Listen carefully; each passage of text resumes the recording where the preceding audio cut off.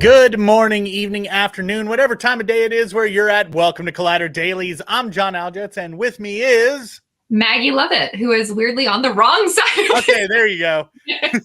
Wrong side of the screen today. I was waiting for him to flip that. You know, at some point, I'm not going to be jump scared by our intro music when the live starts. But today is not that day. Well, ever since we switched over from sound effects to music, it's every single time. It made me like just tense up all of a sudden because I'm just like, oh God, what? We need to do some like exposure therapy for you where you just have to like sit in a room and just hear that music play over and over and over again at unexpected intervals. Again, it's just I keep expecting the sound effect. That's all it is. And then all of a sudden just very upbeat, flashy music is what I get. Oh well. Anyways, on today's show, we're going to be talking all about Sony's Spider-Man-less Spider-Man universe. But before that, we're going to jump in and we're going to give you some real quick thoughts about the X-Men 97 trailer that dropped this morning. Maggie, I got to say, watching that trailer, it hit me right in the feels. Yep. As soon as that music came on, I was a 6-year-old kid sitting in my living room, eating my breakfast cereal, watching X-Men on Fox Kids. Yep, that was exactly the feel that I got too. It also made me feel extremely old at the same time because I have like these vivid memories of watching it as a kid and wanting to have Rogue's white stripes. And You now, can do it. oh no, I have them coming in. Like I have a whole patch of white hair on both sides. I was like, oh no, I'm old now. But it still brought back that exact same feeling. And it looks so good. Like the animation style looks so good. It looks fantastic. I was a little bit hesitant when they announced this show initially. I was hesitant because I was like, I don't know. Can they recapture that magic? And obviously this is just a trailer, so we can't say for sure, but just based off the trailer, I'm feeling a lot more comfortable with it, a lot more excited for it. So luckily enough, we don't have that long to wait as it's going to start streaming March 20th. I know, like right after my birthday, so I am claiming this as a birthday present. Since it's still in March and my birthday is also in March, I'm going to also claim it as a birthday present. So, you know, there we go. Happy birthday to both of us. Yeah. Thanks, Marvel. You've made a marvelous March. Moving on. So yes, I am very much excited for that. That was a fantastic thing to wake up to this morning. I'm going to pretend that I woke up this morning and I wasn't up all night. Now we're going to talk about something that's not so marvelous. It sounded like some of the original voice actors returned. It has, I believe it's a completely new voice cast. Let me double check that real quick because I did see a lot of people who are upset that it looks so reminiscent of the original series and yet the original voice cast is not involved. Yeah, it looks like a few people are returning from the original series, but they are voicing new roles. Yeah. Catherine Disher, Chris Potter, Adrian Ho, I don't know how to say that last name, Allison Court, and Lawrence Bain are all returning just in new uncredited roles. Or at least roles that we don't know yet. Voices mature and things happen. So I get that to some extent. But I do know a lot of people are really upset about that aspect. But it happens. It's been almost 30 years. Don't say that. These things happen. Don't say that. Anyone see that Invincible Season 2 Part 2 trailer? I almost programmed us to also talk about that, but I figured because it's Season 2 Part 2, we wouldn't have as much to say. But it does look really good. I am excited for it. I do definitely enjoy Invincible. So yeah, X-Men, Spider-Man, and Batman were my favorite animated series. I love watching in the 90s. This morning when my best friend messaged me that he linked me the trailer, I actually just straight up said to him, okay, now they need to bring back 90s Spider-Man, those cowards. Yeah. Do it. And maybe even Spider-Man Unlimited. Just do that. And Spectacular Spider-Man. There's so many cartoons that need their second chance, but that's beside the point.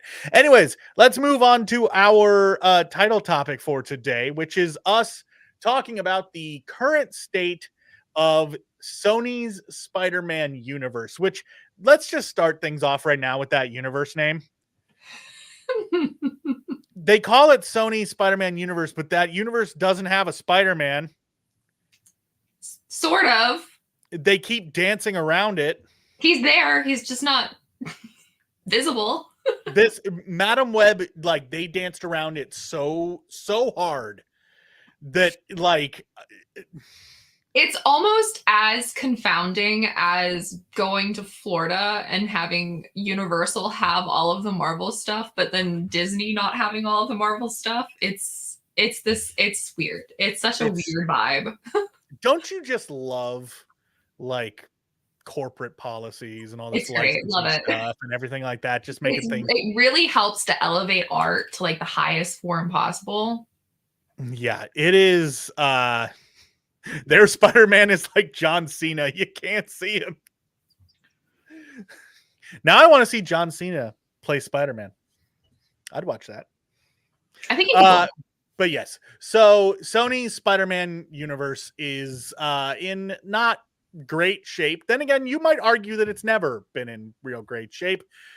So far, it has had 4 films released, and let's take a look at these 4 films, shall we? Our first film was Venom, which is currently sitting at 30% on Rotten Tomatoes. Its audience score is significantly better at 80%, which I feel like is pretty accurate. I personally quite enjoy that movie. Yeah, it's a pretty good one. I mean, it's really hard to dislike anything that Tom Hardy is in. So I'm trying to think. There has to have been something that I didn't like that he was in. I literally love that man in everything he's in. Yeah, I'm spacing. I can't think of anything. The second film in the universe was Venom, Let There Be Carnage at 57% on the tomato meter.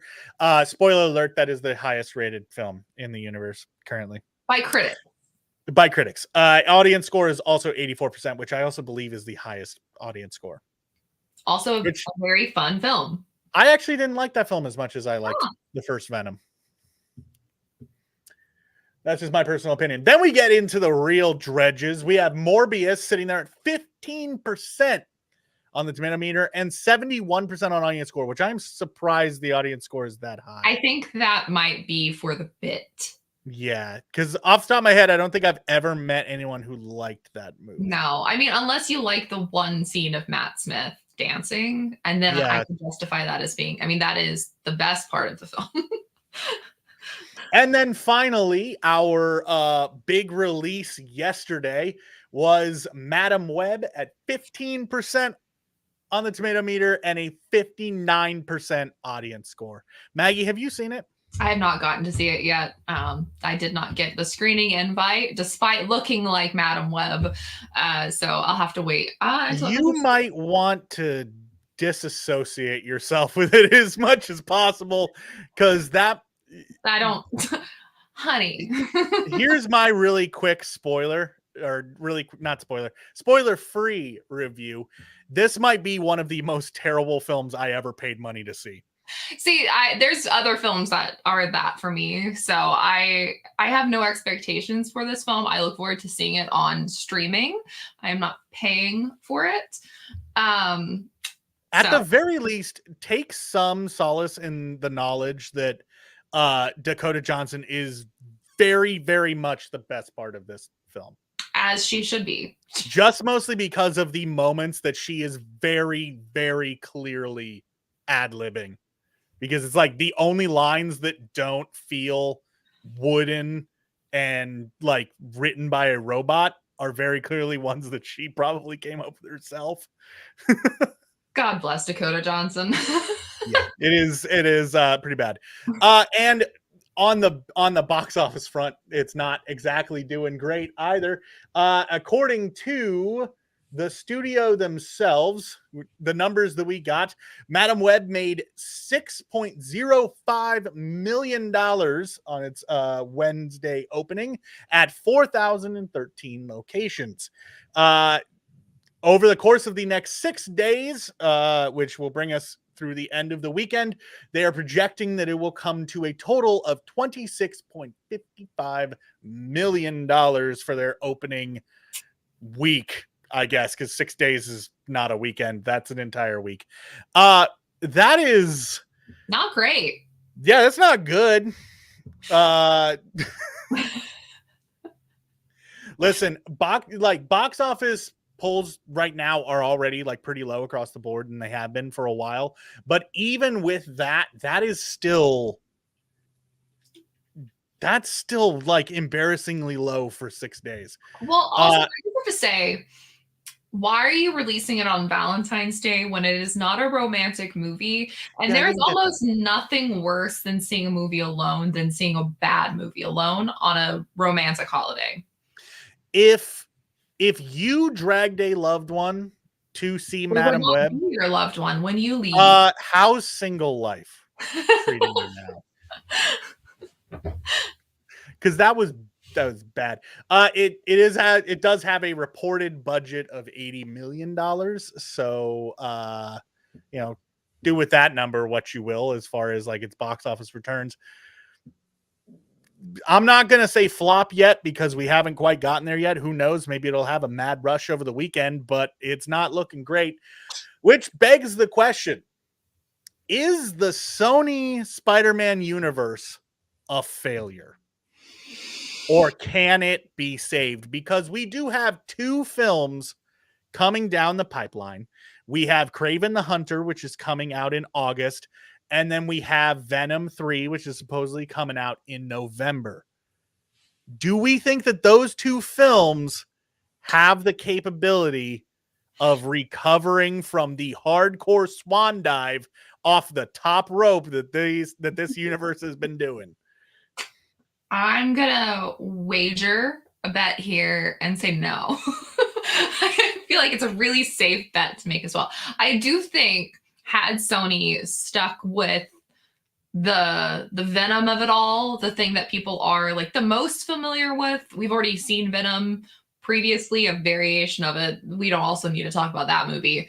But like you're at least slightly more familiar with Eddie and that story. I think that we could have stuck with that as a trilogy and that have been like the anchor point for the Sonyverse, and also not spread out quite as far. And obviously we had a pandemic and we had a strike and lots of reasons for why that is such a spread out trilogy.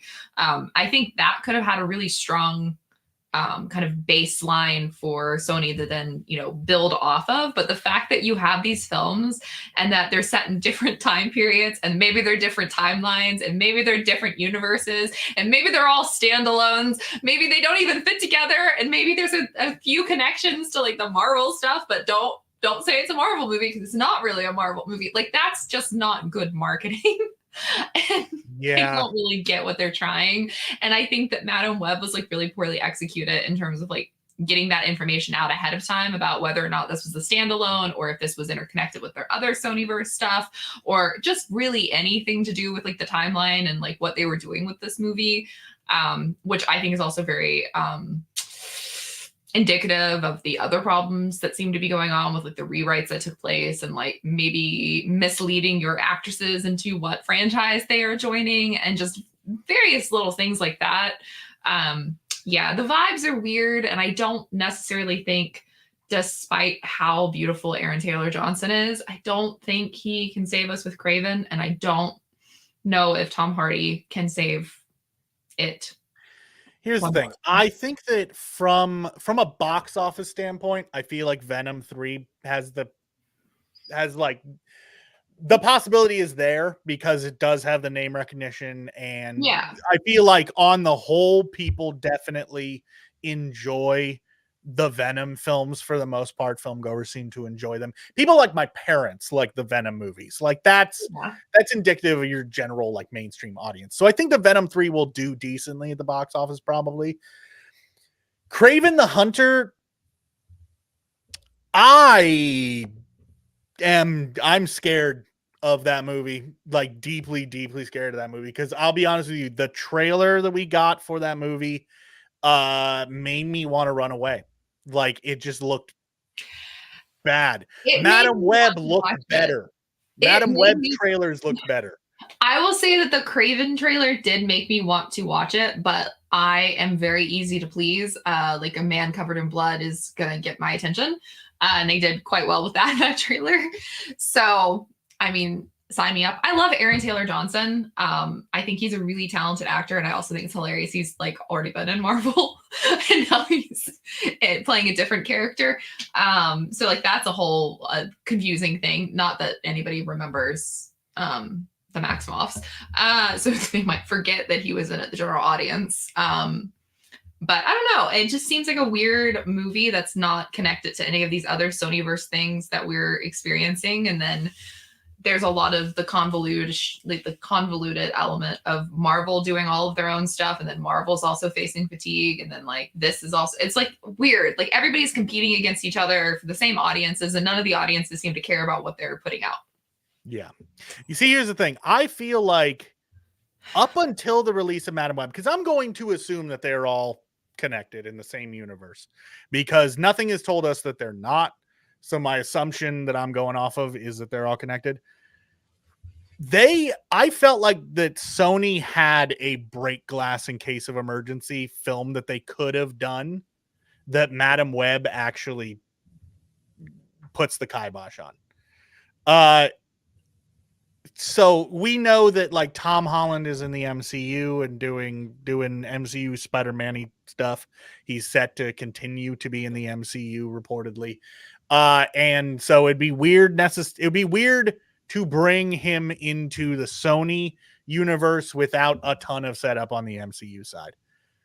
However, fans since No Way Home had expressed interest and a desire to see Andrew Garfield Spider-Man get another film.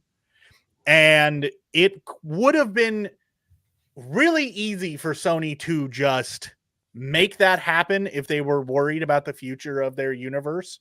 Make it, so that is this universe's Spider-Man. Give Andrew Garfield another shot. A lot of people would show up for that. It would make just a ton of money. It would. Yeah. But Madam Web, because of the time that it takes place and its connection to certain Parker characters, makes the possibility of Andrew Garfield being this universe's Spider-Man logistically impossible, chronologically impossible, because it's set in, I believe it's 2006, and you see 2003. It might have been something like that. It was early 2000s. Yeah, because I think it's either 2002, 2003, because people were complaining about them using 90s music, and the music person said, "Did you stop listening to 90s music when 2000?" It might be 2003 because the guy on the train was playing an original PSP. So yeah, Andrew Garfield was not born in the early 2000s, and this is very clearly like, Spider-Man isn't born yet in this film is what I'm saying. So they kind of shut that down. Well, that's what they said. It's its own standalone thing. I just don't understand that. It just confuses me. Like, I truly would love to know what goes on in these like studio head meetings where they choose to make the most convoluted, least best business practices kind of choices for their franchises. Like, you want to keep things as simple as possible for your audiences. And everybody seems to continue to convolute everything. Adam, you know that you can actually just jump in and say these things, right? Like, you don't have to say them in chat and then bring your own chat up. The voice of God can lend his... He just really, really wants us to talk about. Do we need another Sony leak? I mean, it worked out so well for us the last time. Yeah, I mean, look at where we are now. That definitely fixed everything. Everybody knew what was going on, and everything's great. We live in the best.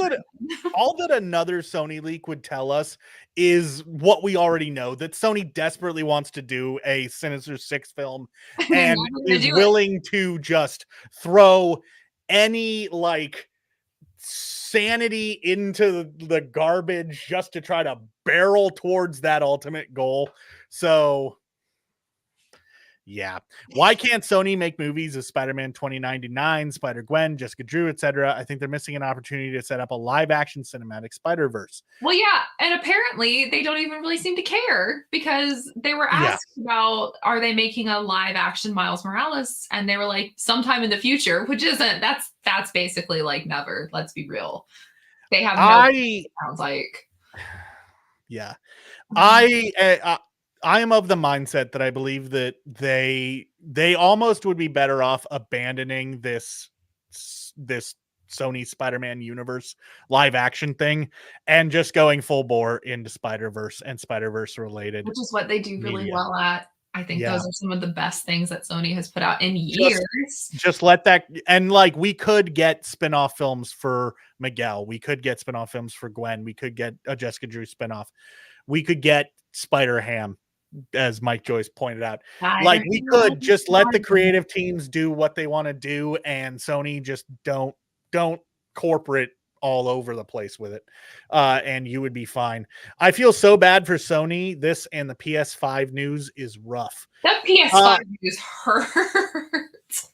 What was it? I saw a tweet earlier today So about basically, like the word on the street is yeah, the sales for PS5 underperformed, so they're assuming end now of lifing it. is end of lifing it, which is insane considering nobody could get their hands on a PS5 when it first came out. That was the tweet that I saw. It was like it was like bitch, for the first 2 years you had to perform a Haitian voodoo ritual to get one before a robot. Yeah, it's really like I only have a PS4. I got a PS4 like 6 months before they announced PS5, and because it was finally available, I could finally get my hands on a PS4, and I'm like, really? And now that people are finally getting a PS5, they're like, just kidding, it's dead. You haven't even put out like any real games on it, guys. I just bought a PS5. It's funny, we're talking about Spider-Man, and I bought the PS5 specifically for Spider-Man 2. Because I bought my PS4 specifically for Spider-Man 2018. So like that's why I have these systems. I bought my PS4 to play Spider-Man 2. So not 2, but also. Yeah, I know what you mean. So like I just got a PS5, like literally like only a few months back.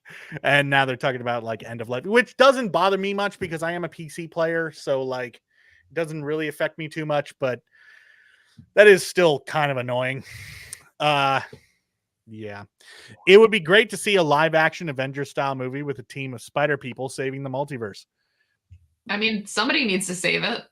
Yeah. I mean, there's an idea. We can do some fun meta. Oh God, what is it's the movie with the basketball team and the animation. Oh my God. Space Jam. We can Space Jam meta this, and we can have the Spider-Man character saving the Sonyverse. So you're basically describing what I am imagining Secret Wars is going to be. Yes, but that's Marvel, and we don't talk about now because here's the thing. I would not be surprised at all because Kevin Feige did say that all like other Marvel properties are in the same multiverse. It would not surprise me if in Secret Wars we have like Tom Hardy show up and all these other people, like maybe Dakota Johnson will show up. She's not going to want to do it. Like I'll be her body double if we need somebody.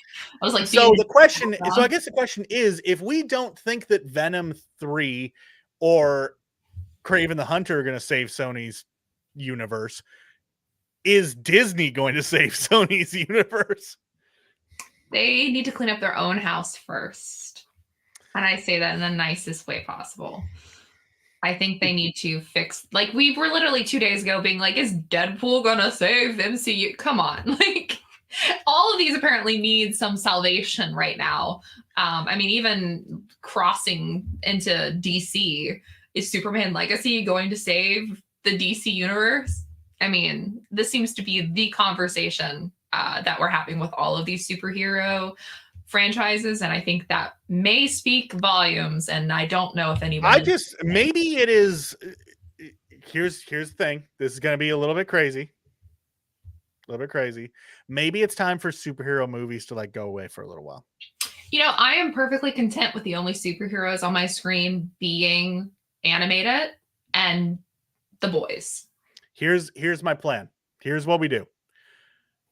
Superheroes need to go away for a little while. Okay, but we need like a big blowout, like holy crap, final thing to like send them off. Avengers versus JLA. Yeah, there you go. Warner Brothers, Disney, just do it. Everybody, let's just come together, give everybody one last big hurrah, and just shut that door for a while. Instead of Secret Wars, that's the end of Phase 6. There we go. James Gunn, you already have your shoe in the door with Marvel still. Let's do this. Let's get it done. This is me writing off James Gunn's DC universe before it even happens. No, he's going to introduce these characters to then face off with Marvel. So it's on the same tonal level. This went off the rails. Here's the thing. In reality, I don't want superhero films to end. I love them dearly. I'm still somebody who is like still very much looking forward to all the films and everything. I do think that there's structural problems that need to be fixed. But I think things just need to be figured out. I'm obviously on record saying that like we do need more standalone films. Then obviously now we have Madam Web that's not doing well as a standalone, but I do think that partially that is because the execution of it was like poorly handled. You had people who were coming into it thinking it was going to build to something. Then you're having, kind of this question about when is it actually set, because it kept kind of shifting in the pre-production. Some people thought it was, I think, in the 90s, and then it became, the 2000s. And then, is it going to connect to something bigger? Are we going to see these things? These are questions I think ultimately hurt these standalone films. I think that studios need to be a lot more forthright with what they're doing. So much stuff is like cloaked in shadows until like right before a movie is released. But I think if you're really clear in your marketing that like this is a standalone film, this is not connected to our other stuff, this is something for people who just want to like experience this kind of story without any of the baggage, I think you would appeal to an audience that is facing this, superhero fatigue that everyone keeps talking about, who does just want to like turn their brains off and have a good time with this weird superhero universe and then leave that behind as soon as they walk out the door. That they're not going to need to come back in 3 years for a sequel, that they're not going to have to prep to see a movie, that they don't have to wait for an end credit scene that, teases that next big villain. Like, I think there's a lot of stuff in like the handling of both pre and post marketing for films that is where people are getting really tired. And I don't necessarily know if that's something that studios will ever actually listen to, because they have really strange marketing tactics lately that just confuse me. So I don't know if the answer is something that anybody is technically wanting to listen to or even willing to take a chance on. And I think that's kind of where some of the stuff went wrong with Madam Web. I don't know if they were willing to take that chance. If the rewrites were something that the studio was pushing, or, there are other plans for other Spider-Man properties, got in the way of whatever they were originally trying to do with Madam Web. So I think, it's kind of indicative of a much larger problem we're having right now, where we're not seeing studios investing in films just to invest in the art of the film, but rather investing in films for whatever perceived franchising IP potentials are there, or as a reactionary like protection thing. I mean, that's why, Sony keeps doing Spider-Man things, is to keep that IP within their universe so it doesn't fully shift over into Marvel. And I think that there's a lot of like devaluation of art as just like things to enjoy. And it's capitalism. There you go. It's as I was talking about this on Twitter earlier today about something completely unrelated, but it shares a similar point in that we live in this world where the mindset is line has to keep going up. If line is not going up, then drastic actions have to be taken to make line go up. And like, this is of course talking about like corporate profits. Yeah, it is in it's affecting things in a really, really bad way. I do want to call out something that Jeremy Miller here said. As much as I love comic book movies, it is a breath of fresh air that 2024 has the least amount of them. Yeah. That is very, very true. I was sitting there and when the Deadpool trailer came out, that's when it kind of hit me that we only have one MCU film this year. And then of course we do have three Sony Spider-Man universe movies this year, counting Madam Web. And then do we have a DC movie this year? No. I didn't think so. So yeah, that is a pretty, compared to some years where it seemed like we were having Joker 2 is this year. That's right. Oh yeah, I forgot about Joker. Because again, Joker is its own thing. Yeah. And I do think like I will always be to some extent ride or die for DC because there's a lot of things that DC has done over the years before some of the more corporate meddling things got in the way that I really liked what they were doing. Like they were ahead of the game with their DC Universe streaming platform where it was your one-stop shop. I love that.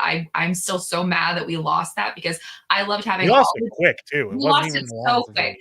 I love that I had one place that I could go to for my comics, for my news, for my TV, for my movies. I was like rewatching my Superman and Lois stuff from when I was like younger that I love so much.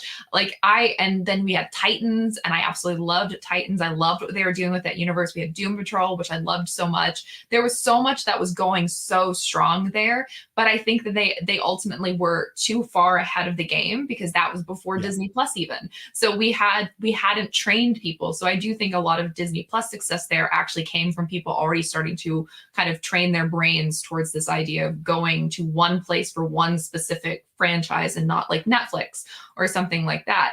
And then, you had these standalone universes that DC was working on. You had the standalone universe for Joker, which is tonally different from everything else that they were putting out at that time.